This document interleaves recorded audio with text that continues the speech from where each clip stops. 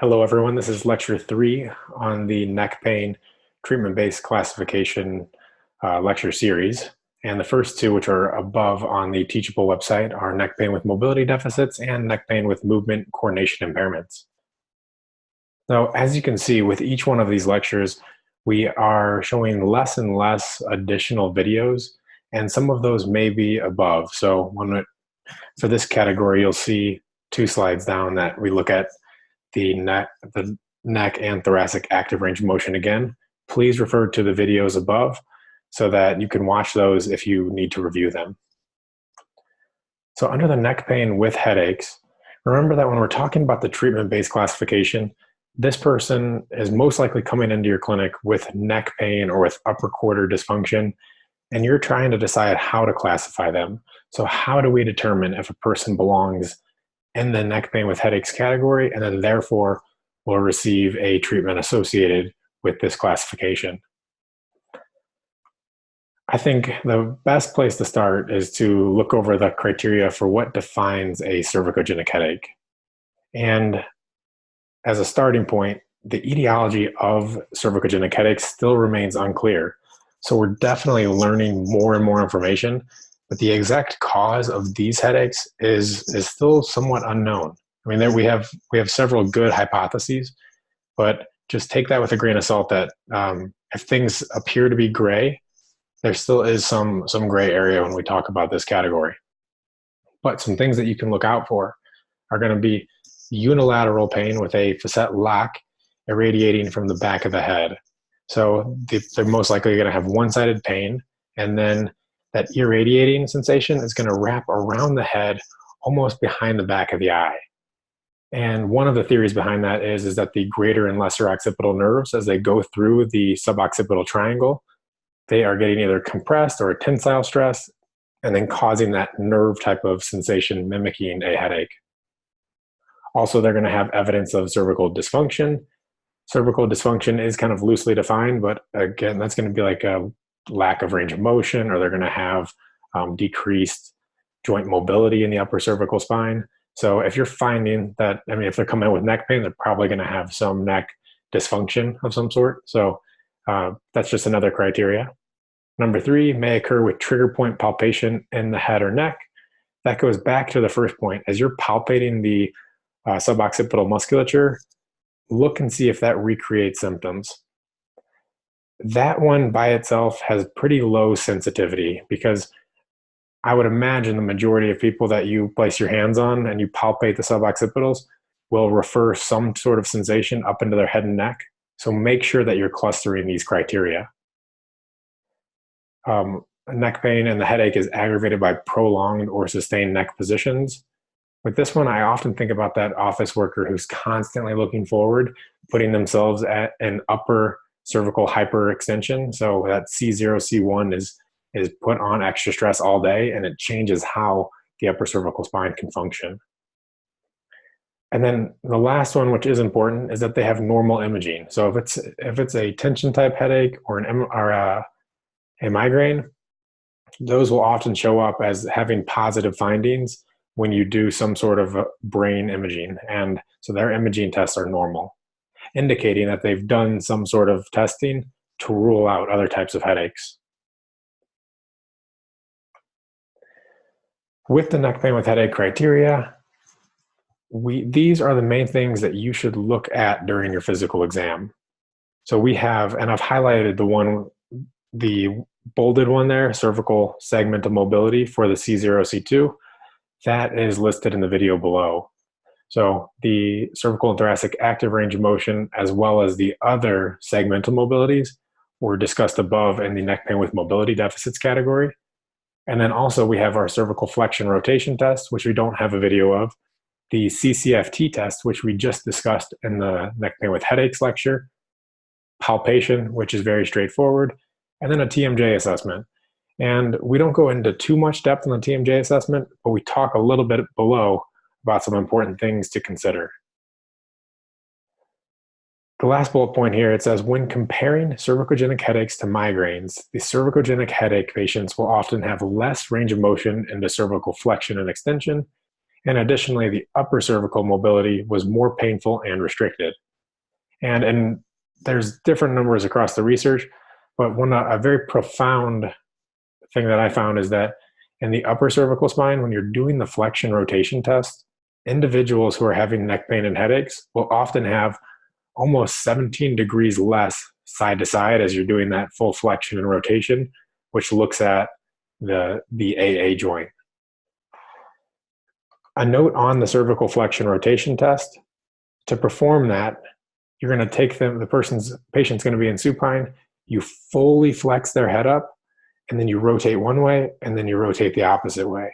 So the name of a test says what you do, but the reason you do it is that you fully flex them. And the theory is that locks out any flexion potential that can happen in the upper cervical spine. And then the rotation biases the AA joint. So the atlantal axial joint, if you remember from the anatomy and biomechanics lecture, has roughly 45 degrees of side-to-side rotation, so 90 degrees of total rotation. And you want to look, as you flex them up and rotate them, what is the infill like, and then also how much rotation do they have? And normally it should be around 45 degrees side to side. Individuals with headaches have significantly less total upper cervical range of motion.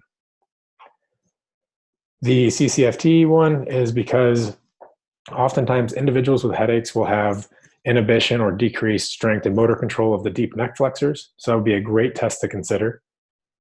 And then finally, palpation of the ipsilateral suboccipital triangle muscles is because of the greater and lesser occipital nerves that pass through that area.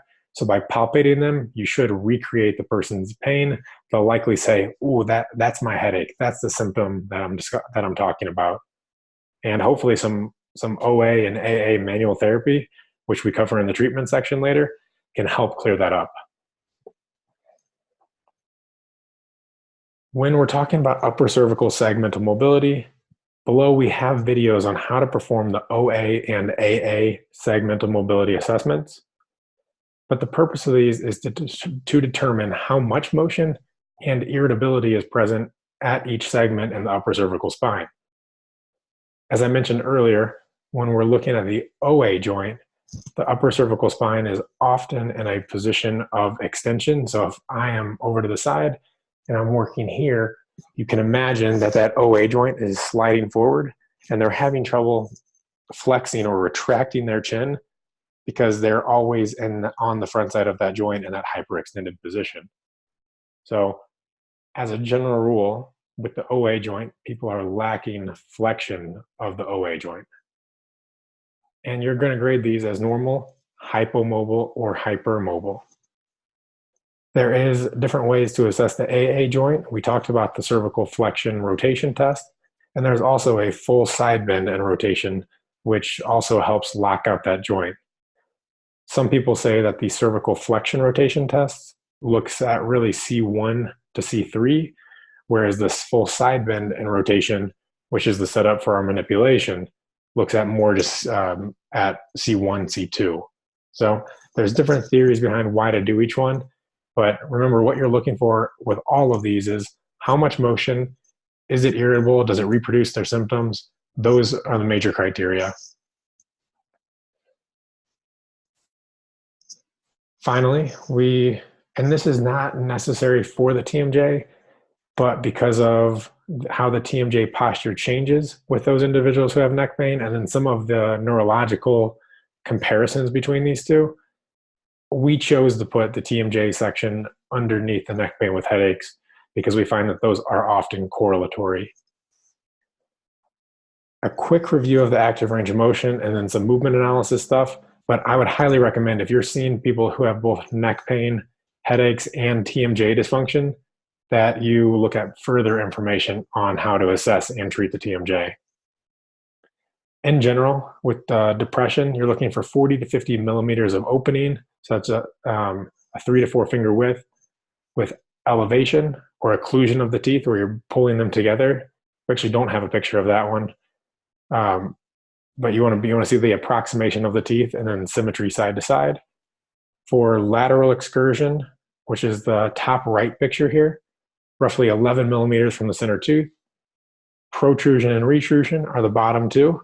And as you can see, the bottom right, it's a funny movement to perform when you do the retrusion.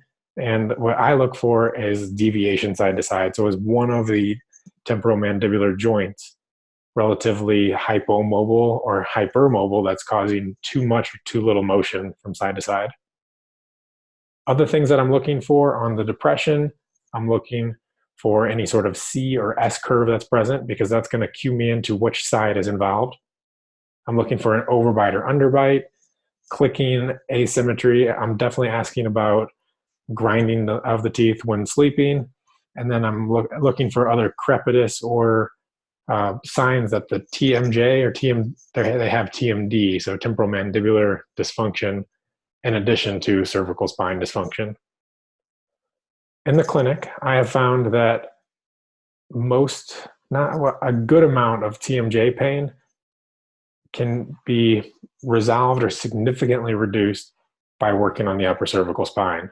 So if you have hesitancy about putting the glove on and doing an internal jaw mobilization for the TMJ, a lot of work and pain relief can be done simply by working in the upper cervical spine. So that is something to consider. So that is our third of the 4 lectures on the treatment-based classification exam. And if you scroll down, you'll be able to see the neck pain with the radiating pain category. So yeah.